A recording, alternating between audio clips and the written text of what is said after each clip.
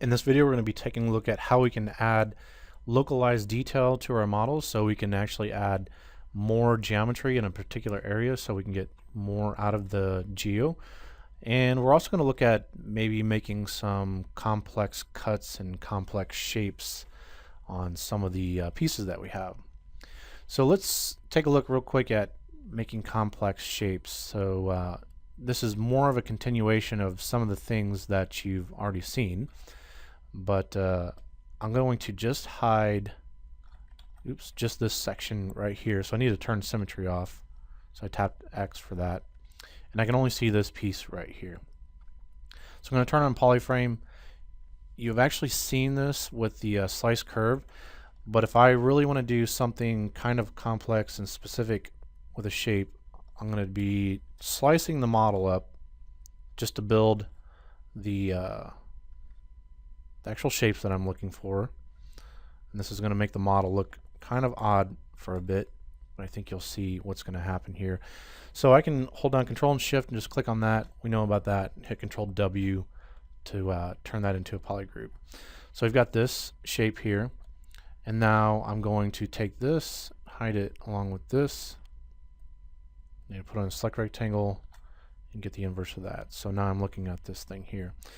Now if I want to slice here, we looked at if you go across one poly object and another, this, I wish it worked all the time, but I have had some issues with this not picking things up. But when it works, this is really cool because I can just slice along here and here.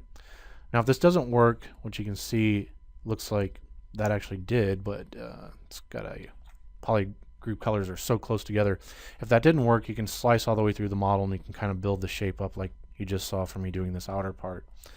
So it's not a showstopper by any means, but it's just really nice whenever this portion actually works and you don't have to do some of that work. But you can see here for me, like I want to go maybe across here like this. So basically what I want to do is get these little tiny pieces out of here and hit Control W, and now I've got this piece, and now I can hide these and do the inverse of that, hit Control W, and now I've really separated these things out. I can hit Control W just to make sure it's a big difference in color that we got going on here. So that's a pretty complex shape, and now if we want to extrude these things in, we could do that. The other thing we could do is if, say you want these hard edges, you would just leave things alone, but if you want to round the corners, we can show just these pieces like this, and I'll mask it, I'll bring it back, and then I will hold down Control and click on that to pull the mask in and hit Control I to inverse it. So that's holding kind of the edges along here. I don't want to change that, but if I want to just polish just a little bit and round these corners off, you can see that I've done that, and it's going to relax the surface just like what we've looked at for different stuff. Now I can take these pieces here. We looked at this technique where we go into this section here and we go under geometry. We've got that open, add a loop, and within here we're doing the group loops with a loop of one, just a little bit of polish on it, hit group loops.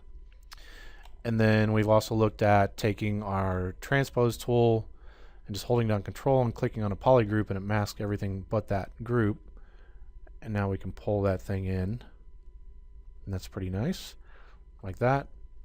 If you want to see what everything looks like, you can turn off the Polyframe and hit Control H to hide the mask, and then you could run just a little bit of polish on that, and so then now you've built up this kind of complex shape. And we'll just mirror it across and do the mirror and weld.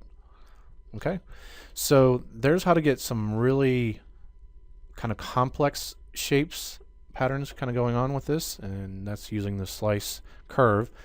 Now what if I want to take this section in here and I wanted to add some kind of really cool like smaller detail through here? I'm going to load up a brush that I have. So I'm going to hit the comma key, and I'm going to go to my brush area. I've made a shortcut.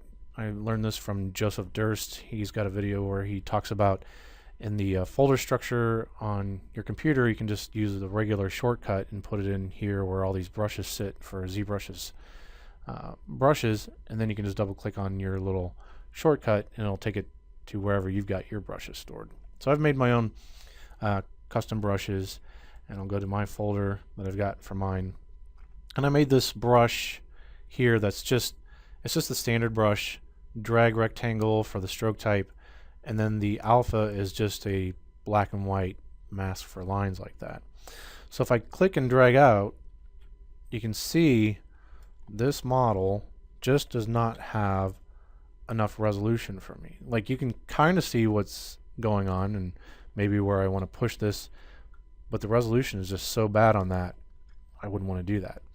So we can actually add geo for just this particular area. So all we have to do is we got on select rectangle. I'm going to hide everything but that area, and just hit Control D, which is the same thing as hitting divide here. So hit Control D, and you can see it's going to divide just that section. So I can isolate that section again, hit Control D, and I've got even more geo in there. So let's try this out now and see if that's going to be enough for us. So I can click and drag out, and you can see it looks pretty decent. It's not too bad. So I think we've got enough divisions in there for that section, but maybe I want to go this direction with this. Not sure. But the point is that we now have enough resolution in that area where we can start to do things like this, or if I choose another brush of mine that I've got, I think I've made some things like this where we could drag this out and we could either cut in, which this brush you can see still not enough geo, so maybe one more division, Control D, and then now whenever I drag that thing out, that looks pretty good for that.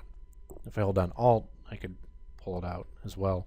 So you could do things like rivets and things like that with this. But you definitely need, for these pieces, you're going to need that extra topology in order to make it the right size. Now I could change this to drag dot, and I could just drag it out, and it respects the size of your brush. So I could just pull these out and make sure all these little holes are actually the same size. And then again, I'm only building it up on one side like this, and so I need to get that detail over, so I'm going to mirror it and do the mirror and weld like that. Okay, so that's how we can get this detail here. Now I was looking at this shape and just thinking again, what if I wanted some kind of really nice bevel along this thing? That's going to be a little bit more difficult. So we could use the panel loop stuff, and we could raise it out. We've looked at that, and that could raise the surface out, but it's just not giving me enough thickness for what I want. So I could turn off, I got my symmetry turned off, I could just isolate just this part. And again, if we want a really complex kind of bevel that is very specific and it's really, really thick, at least right now, you're going to have to maybe build some of that by hand. So I'm going to double tap Alt and drag this around and try to build up the thickness that I'm looking for on here. So again, this goes back to our process that we just looked at, where we're really building up some complex shapes. So I'll hide everything but that, hit Control W, and then hit Control W, and then again just change color so it's real obvious what's going on here. And so now I need to build some complex cuts going around these shapes. Didn't mean to do that. Okay, I need to go back to the slice curve. Here we go. That's why I put that little interface down there, because I'm switching between those brushes quite a bit in these different scenarios. So I'm going to hold down Alt click that. Actually, I need to run this. So if I mess up, I did notice, like, okay, I'm dragging this thing out, and I can hold down Control Shift, and it turns it back into this thing. And if you just tap Control again, it puts you back into this mode where you're drawing with the line. So I'm not sure if that's really the right way that you're doing it. I just found that that works for me. If I don't, like, if I mess up on this line and I'm like, this is horrible, I can just hit Control and Shift. It puts me in this mode for selection, and take the space bar and move that thing, and then I just tap Control and puts me back in this mode where I'm drawing my line. Okay, so I'm going to keep cutting around here, and I'm not going to get too crazy with this. I'm just going to go along this portion right here like that. Like that. I'm tapping Alt when we're doing this.